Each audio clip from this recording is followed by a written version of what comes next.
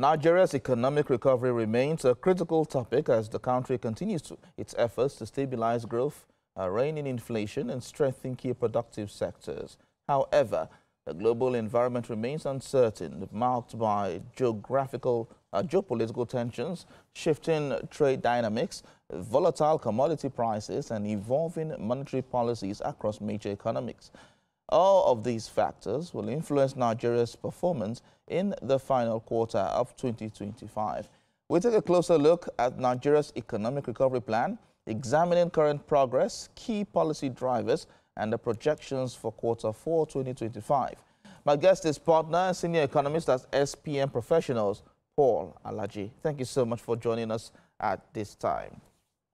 Thank you so very much for having me. A beautiful afternoon to you. Same to you, of course. Now, what's your assessment of where Nigeria stands today in its economic recovery? What are the most striking signs of progress so far? Well, stability is number one. In economies, we believe that stability comes first before you see major economic progress. What we have seen in the last couple of months is stability, maybe I should say 3 to 4 months now, in exchange rate. And we have seen that after the rebasing of inflation, it started trending lower based on using the new base year. So stability is key, and both affect price stability.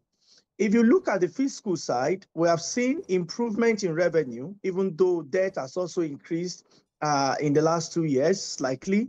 We have also seen the GDP remain positive, even though still low compared to what is expected. We have seen employment using 1 hour a week. Employment has remained between 4 to 5%. So we have started seeing a relatively stable economic environment, even though we are still faced with some institutional challenges, which include but not limited to insecurity, and these have their own effect of overall economic outlook. All right, so in all of this now, like the president had said at one point, we are making progress as a country, especially when it comes to the economy. But many are not seeing it, are saying that they're not seeing the impact on the ground. That is just on paper. Well, I'm not surprised. I remember I've granted a number of interviews explaining why people may not see the impact in their lives. One, in the short term, that's 1 to 6 months to 1 year, or sometimes 2 years, or maybe later in the medium. But if we persist, it will come in the long term, or in the long run, or in long term. But in near term, we might not see the impact. Why? When you look at what is driving inflation downwards, we had a major base year effect on what is driving inflation downward, even though there is now an improvement, and we have to give that credit. But what really drives inflation downward, such that in March, you saw about 34%. In September, you are seeing, September, you are seeing around 18%. The question is, as food prices have compared to what it was in April, the answer is no. Even though we might have seen improvement in cost of living, but we cannot say the same. The house rent, the all food prices, the cost of transportation, cost of fuel, etc., has halved. That will not be correct. But we have adjusted the base year, which is a different narrative, which is paper presentation on its own. Before now, base year used to be 2009. Now it's around 2023 or 2024. We know how stable economy was in 2009. We know how unstable the economy was in 2023-24. So when you compare the two, any year with the two, the effect you have when you are comparing using 2009 as your base year will definitely be different when you are using 2023 as your base year. So this base year effect makes it look sporadically positive. Meanwhile, people may not feel the impact directly. But that does not mean no effort has been made. I sincerely think effort has been made to actually turn down the pressure on price. That's to reduce what inflation is saying. So, but if you use 2009 as it was as of April, definitely the number will be more than this. It may not be up to 34%, but I certainly believe it will be lower.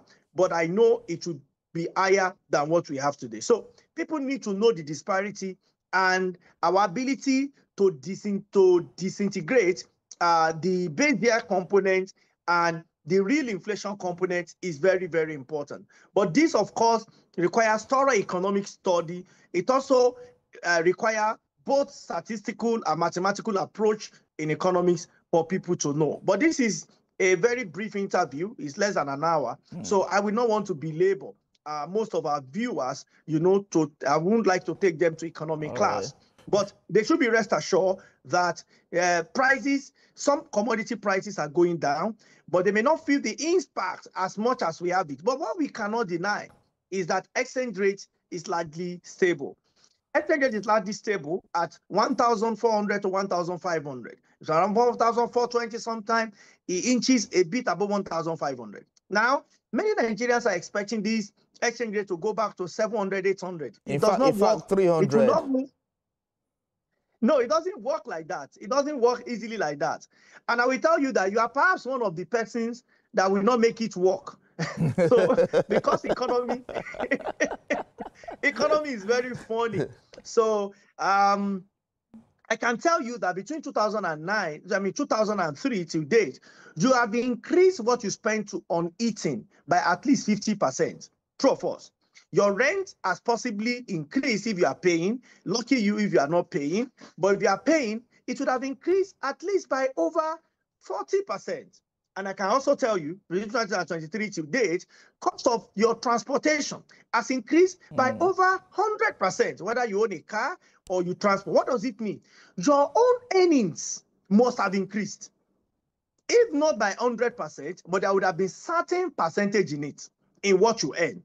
Now, when you look at what you consume and the pressure you put on local currency, in economics, we have a way we measure it because people can export their own inflation to us through what we buy from them and what happens to their exchange rate in their local country. I don't want to belabor us with economic terms, but I'm trying to explain it to you that even your consumption pattern has changed. So if exchange rate changes, then it's also going to affect you in a way because what you earn will definitely change in the medium term and cost of living will also change in medium term. It's always good to be at an improved stage than a stage where costs are increasing. But that it will come to that point where you will pay what you used to pay, I doubt very much. And because of that, this is not the only reason. Government have a lump of responsibility. International geopolitics play a lot of roles here. Cost of our reserve, volume of our reserve play roles. A lot of things have their roles to play, but also household have, even though very small, which is where you and I are connected to the economic cobweb of what is happening all around our nation. So we have our role, even though it is minimal, but we have a role too to play. Government has huge role, international and geopolitics have major role, then private sector have some roles to play. So we all have roles one way or the other to play in all of this.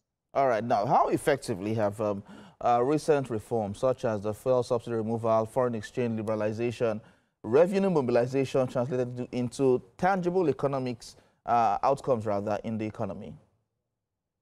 So the policies have achieved one thing that is all in positive direction. It is more revenue. More revenue, I feel the impact of more revenue maybe because I stay more in the FCT.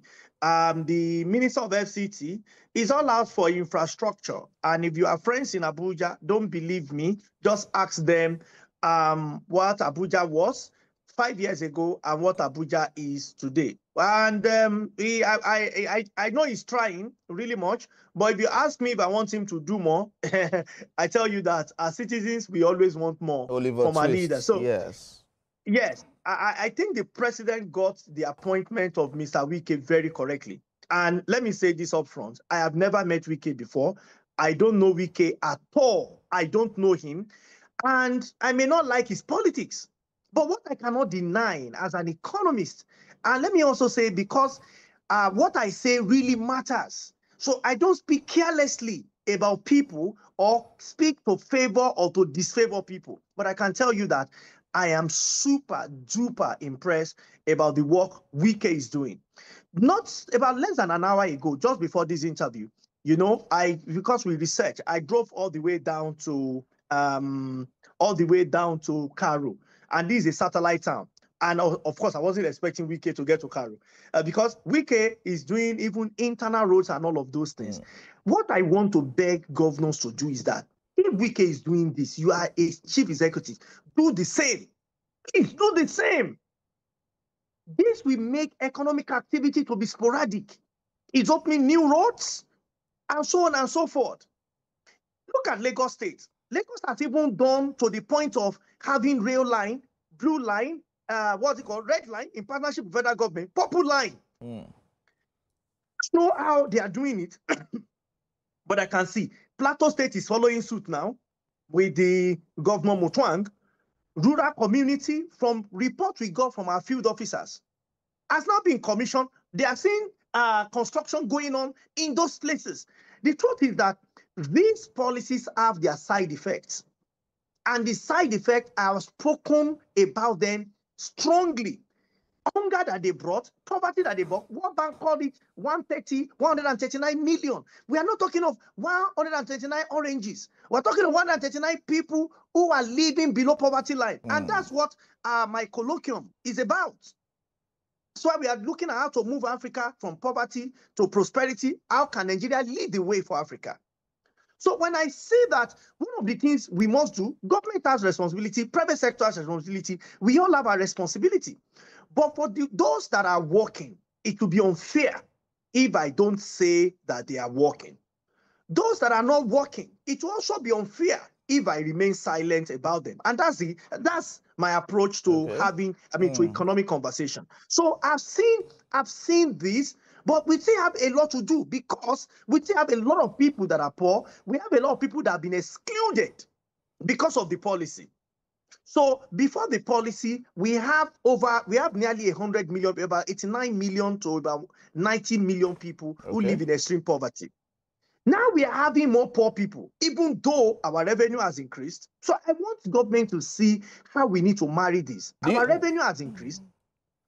So with the revenue that has increased now, do you think the gains are inclusive so far? That is, when the gains of these policies, do you think they have been inclusive so far?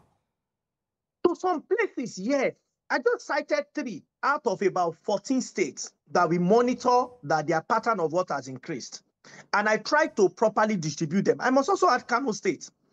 I try to distribute them. And I don't want to be for one political party. That is why I distributed them. Look at the governor in Osun. Bridges, roads, and so on. But there are still a lot of challenges in the state that he has not done. But I can say the one he has done. Whether it's commensurate or not is a different kettle of fish.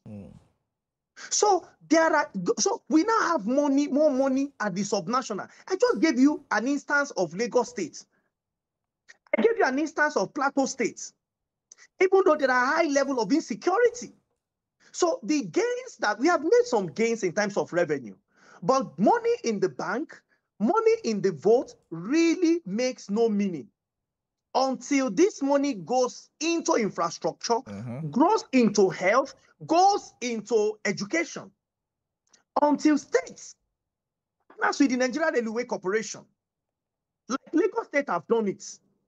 States must partner with the Nigeria Railway Corporation for us to have rail track virtually everywhere. They have competent engineers. They have the experience. We have seen them deploy within 4 years or 5 years. We have seen them deploy Lagos Ibadan from start to finish. We have seen them deploy Abuja to Kaduna, and now they are extending to Katsina. States can also partner. It's no longer on the exclusive list. States can partner with them to use part of their track and take a route out. So first of all, you're going to see that rail transport is far cheaper than air, is far cheaper than water, is far cheaper than road. That is how we marry it. More revenue that has been got, that have been collected. I'm advised again to the president, which I've said on the number of television, is that at Federal Executive Council, those who are going to FAC to share revenue, the president must advise at least half of all the monies coming in should go into infrastructure. That is what will make Nigeria happy. At the end of the day, most Nigeria don't know the difference between APC, PDP, Labour Party. And please, I must give credit to the man in Abia, because the report I got from Abia. I think that's where Alex Oti is. Mm-hmm. The report I got there was very positive too. All right. So when we look at this economic report and we use parameter to measure them, honestly, for these 14 states, I can tell you that they are deploying revenue. Whether it's commensurate or not, I don't know. And you could say that I try to be balanced in my view, because a lot of people they like to drag me into politics. I've mentioned it's difficult to do this kind of economic work in Nigeria. People always want to bring us into politics. I've mentioned virtually all political parties that I know that are doing well. So, and I've mentioned, I've cited one. There are more, because there are about 14, apart from the FCT. But I can tell you that of all of these, the leader will be FCT and Lagos. These two states have done really well. That does not mean things are perfect. We still have some concerns in the FCT. So, Mr. Minister, please don't say because of what you are hearing or what I'm saying, we still have more work. We will keep commending good work, but the area that we have lapses is the same. The same with Lagos State. The governor has tried, but he must also do more in terms of investment and infrastructure for the people. That, for me, will be some of the gains or benefits I would say we have seen in the policy. But what we have not seen in the policy, I mean, what the side effect for the policy is poor people that we have. We need all states, most states, I beg your pardon, to start looking at empowering, partnering with Manufacturing Association of Nigeria, at small businesses in their state, working with SMIDAN and other agencies of government. We have one here in Abuja called Abuja Enterprise Agency. It's an agency of government. We have different counterparts in different states. How do we partner with these agencies? The one all over Nigeria, they are there almost everywhere. How do we partner with them to support small businesses? Now, so if we want to do conditional cash transfer, I need to make this one. I'm sorry, just in 30 seconds. If we want to make conditional cash transfer, can we look at the businesses people are doing and pull those injections into them? And I think this will be good for Minister of Humanitarian Affairs and other agencies of government that this may affect directly. Well, Paul Alaje, thank you so much. Partner, Senior Economics, SPM Professionals. Thank you so much for giving us your informed view on this development. Thank you. Thank you so much for having me.